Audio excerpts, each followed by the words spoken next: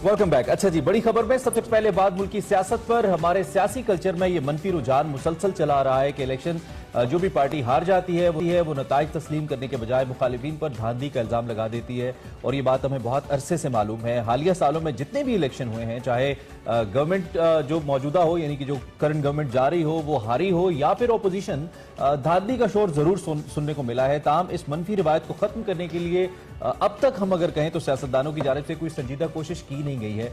और आजाद कश्मीर के इलेक्शन में भी यही हुआ और मैं हैरान हो रहा था। मुझे लगता है कि ऐसे ही चलेगा, बिल्कुल ऐसे ही चलेगा। पीटीआई इलेक्शन जीतने में कामयाब रही तो मुस्लिम लीग नून को शिकस्त का सामना करना पड़ा, जिसके बाद धांधली के इल्जामात की भरमार देखने को मिली। गुज़िश्ता रोज भी बात करें, मुस्लिम नून के सीनियर रहनुमाओं ने साबिक वजीर आजम आजाद कश्मीर राजा फारूक हैदर के साथ मुजफ्फराबाद में धुआंधार प्रेस कॉन्फ्रेंस की, जिसमें धांधली के कई इल्जामात लगाए गए और मुस्लिम लीग नून ने इंतखाबी नताइज तस्लीम करने से भी इनकार कर दिया। जबकि राजा फारूक हैदर ने ऐलान किया कि पीटीआई की मुबैना धांधली पर वजीर आजम इमरान खान के खिलाफ कौमी और बैन अवी सतह पर तहरीक भी चलाएंगे। गवर्नमेंट की तरफ से भी कुछ इसी तरह का शदीद रद्द-ए-अमल देखने में आया और फवाद चौधरी साहब ने अपोजिशन के तमाम इल्जामात को मुस्तरद कर दिया और नून लीग को मशवरा दिया कि वो अपनी शिकस्त को तस्लीम करें, धांधली का शोर मचाने की बजाय इंतखाबी तजावीज और इस्लाहात लेकर आए। जो गवर्नमेंट है वो इंतखाबी इस्लाहात पर खुले दिल के साथ आगे बढ़ना चाहती है। तो ये जो धांधली का शोर हम सुनते आ रहे, इलेक्शन से पहले ही इनको पता नहीं, मुझे लगता है पता लग जाता है धांधली होनी है इलेक्शन में, जिसको थोड़ा सा डाउट होता है। लेकिन अब इलेक्शन के बाद तो ये ये तो खैर शायद खान अब्बासी साहब कह चुके हैं कि हर इलेक्शन चोरी होता है। आमिर ज़िया साहब हमें आज ज्वाइन कर रहे हैं, सीनियर तजियाकार हैं, एंकर पर्सन हैं, सीनियर सहाफी हैं। आप इनको देखते हैं और जानते हैं। हमारे शो में आज पहली बार आए हैं तो हम आमिर ज़िया साहब को वेलकम भी करेंगे फॉर्मल। ज़िया साहब, thank you very much for joining us, बहुत शुक्रिया। और सुबह बखैर, आप ठीक ठाक है, खैरियत से? सुबह बखैर, आपको भी बहुत शुक्रिया, आपने मुझे बुलाया और इतने माशाल्लाह चाको चौबंद मुस्कुरा के बात करें सुबह सवेरे, तो मैं भी थोड़ा सा जाग गया हूँ जी। इस मुस्कुराहट के पीछे बड़े दुख पिन्हा होते हैं सुबह सुबह उठने के। Thank you very much for joining us. सबसे पहले सवाल वही है, बार बार हम तकरीबन हर इलेक्शन के बाद यही सवाल आता है और इस पर बात करते हैं, लेकिन आज फिर आपका तजिया चाहेंगे। कश्मीर के इलेक्शन के बाद भी धांधली का शोर है और इस बार ओबियसली चूंकि नून लीग हारी है तो वो कह रही है धांधली हुई है। पिछली दफा पीपल्स पार्टी हारी थी, वो कह रही थी अगली दफा में भी कुछ और हो। आप इस पे क्या कहेंगे? ये जो एक साइकिल है ये रुक के नहीं दे रहा है आमिर साहब, मुसलसल यही सुनने को मिलता है, क्या कहेंगे आप? ये जो अभी आपने इब्तिदाई कलमात में कहा था ना कि खतरा ये है कि इसी तरह मामला चलते रहेंगे, तो मुझे भी इसी बात का खदशा है कि जी, और अंदेशा है कि इसी तरह चलेगा।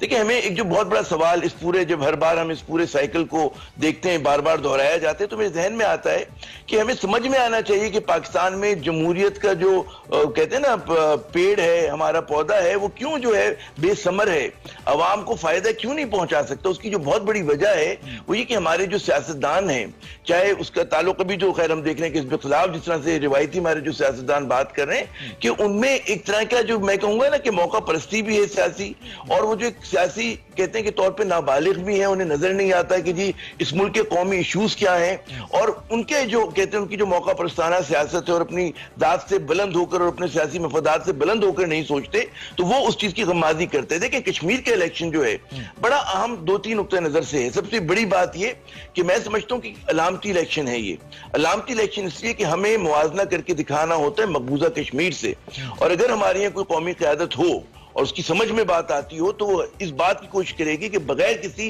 तनाजे के जो है आजाद कश्मीर के इंतखाबात हों और उसके ऊपर कोई बखेड़ा खड़ा ना हो, क्योंकि हम दिखा सकें कि जनाब हमारे यहाँ आजाद, शफाफ, साफ सुथरे इंतखाबात होते हैं, जबकि मकबूजा कश्मीर में तो खैर जुल्म की कोई इंतहा नहीं है। अब मैं ये हैरान होता हूँ कि जिस तरह से हमारी एक जज्बाती फजा पैदा कर दी गई है, बड़ी ड्रामाई धुआंधार तकारीर हो रही है, इल्जामात और जवाबी इल्जामात लग रहे हैं, इतना दुख ये जो मकबूजा कश्मीर में हो रहा है उस पर क्यों नहीं ये लोग बोल रहे हैं, मेरी समझ में नहीं आता। और हमें ये सवाल उठाना चाहिए। ये जो अभी नून लीग के दोस्त कह रहे हैं कि जी हम इमरान खान साहब के खिलाफ तहरीक चलाएंगे आलमी, बिल्कुल दामे दरमे सुखने चलाएं, लेकिन क्या ही अच्छा हो कि मोदी के खिलाफ भी वही तहरीक चलाने की बात करें, उस पर नहीं बोलते। जी ठीक हो गया। अच्छा, जैसे साथ साथ हम अगर बात करें, जब ये कैंपेन शुरू हुई थी इलेक्शन की आजाद कश्मीर की, तो ये ऐलान किया गया था नून लीग की जानिब से कि शहबाज शरीफ साहब इस कैंपेन को लीड करेंगे, लेकिन इस सारे सीन से हमें बड़े आउट नजर आए। उन्होंने ना उस तरह से उसमें को पार्टिसिपेशन की गई और ना उस तरह से कैंपेन में हिस्सा लिया। क्या वजह है, क्यों शिरकत नहीं हमें या प्रेजेंस उस तरह से नहीं फील हुई शहबाज शरीफ साहब की? देखिए, मुस्लिम लीग के बारे में काफी अरसे से ये बात आ रहा है कि वहां पे धड़ेबंदी का शिकार है और बिल्ली जो है बिल्कुल थैले से बाहर आ गई है। शहबाज शरीफ ने एक तरह का बॉयकॉट किया उस पूरी इस कैंपेन का, और जो उन्होंने अपने करीबी हलकों को बताया, जो हमारी एक सेकेंडरी सोर्सेज से बात हुई और नून लीग के अंदर जो बात होती है, उसे पता ही चला कि उनका खुद ये इतराफ है कि जी मैं मरियम साहिबा के सामने बेबस हूं, और लग ये रहा है कि जी मरियम साहिबा ने और उनके जो चाहने वाले हैं, जो उनके साथ इत्मीनान के लोग हैं, उन्होंने पार्टी को कैप्चर कर लिया। और जाहिर है कि दोनों बयानियों में और दोनों की तर्ज सियासत में इतना बड़ा फर्क है कि शहबाज शरीफ जो है वो तसादुम से गुरेज करते हैं, वो नहीं चाहते कि जनाब हम आज को इस हद तक बढ़ाएं कि फिर वापसी का रास्ता ना हो, जबकि मरियम साहिबा उनकी पूरी कैंपेन देखें, उन्होंने जिस शिद्दोमत के साथ जो है इमरान खान साहब को तनकीद का निशाना बनाए, बिल्कुल बनाना चाहिए, ओपोजिशन है, उसका काम ही होता है कि जनाब जेन्युइन तनकीद करे। लेकिन आजाद कश्मीर के इलेक्शन में सबसे अहम नुक्ता जो है, जैसे मैंने पहले अर्ज किया, वो मकबूजा कश्मीर है, नरेंद्र मोदी का एजेंडा है, RSS का एजेंडा है, और कश्मीरियों को उनकी धरती पर अकलियत में तब्दील करने की साजिश है। उस पर फूटे मुंह एक जुमला अगर आप मुझे बता दें, एक जुमला बता दें, वो ये यकीनन कह रही है कि इमरान खान साहब ने इल्जाम लगाया कि जी फरोख्त कर दिया कश्मीर का कॉज, लेकिन उनके पास क्या एजेंडा है मुतबादिल, वो खुद क्या करना चाहती है, उनकी जमात क्या करना चाहती है, यानी कि मुजम्मत करने में भी उन्होंने पसो पेश से काम लिया, बल्कि नहीं की। तो मेरे ख्याल में एक बहुत बड़ा एक इंडिकेटर था उस पूरी तहरीक के अंदर, जो कश्मीरी दायरे के, देखिए जब भी रूरल देही मकामात पर जलसे जुलूस होता है छोटे शहरों में, तो अवाम उमंड कर आते हैं, एक उनके लिए बाइस तफरी भी चीज होती है, रिगार्डलेस के कौन जलसा कर रहा है। तो यकीनन लोगों का इज्तिहाम जमा हुआ, लेकिन जो लोग जमा हुए वो मुतासर नहीं हुए। उन्होंने देखा कि बड़ा आमियानापन है मरियम साहिबा की बातों के अंदर, बड़ी सतही बातें कर रही हैं। तो मैं समझता हूं कि इसका बहुत बड़ी जो जिम्मेदारी है मुस्लिम लीग नून की शिकस्त की, मरियम साहिबा पे जाती है, और शहबाज शरीफ साहब अब देखें कैसे बाउंस बैक करते हैं। अच्छा, क्योंकि जब आमिर आजम कतर कलामी की माजरत, जब शहबाज शरीफ साहब को भी मुख्तलिफ मौके पे आजमाया गया, खासतौर पे आपको याद होगा जब नवाज शरीफ साहब वतन वापस आ रहे थे, तो वो अपने आप को प्रूव नहीं कर पाए। ऐसा है, या तो कोई झिझक है उनके अंदर, क्राउड पुल नहीं कर पाते, आपको याद है एयरपोर्ट तक पहुंचे ही नहीं थे, बहुत सारी जगहों पे उन्होंने भी अपने आप को एज ए लीडर प्रूव नहीं कर पाए। एज एन एडमिनिस्ट्रेटर तो शायद वो अच्छे होंगे एज नून लीग से, लेकिन वो प्रूव नहीं कर पाए। इस पे आप क्या कहेंगे? ये आपने बिल्कुल दुरुस्त कहा कि जी एडमिनिस्ट्रेटर के तौर पे उनकी सलाहियतें, बल्कि जो नवाज शरीफ की बहुत ज्यादा तारीफ होती है, उसके पीछे जो असल काम है वो शहबाज शरीफ साहब का है। अच्छा, वो जो कहते हैं ना कि इस्तकबाल के लिए पहुंच नहीं सके एयरपोर्ट पे, तो मेरे ख्याल में वो बाय डिजाइन था, क्योंकि जैसे मैंने अर्ज किया कि शहबाज शरीफ साहब जो है वो तसादुम और वो कोई मार्का नहीं चाहते किसी से, तो जाहिर है कि उनका जुलूस इधर उधर घूमता रहा, और उस दौरान जो होना था वो हो गया।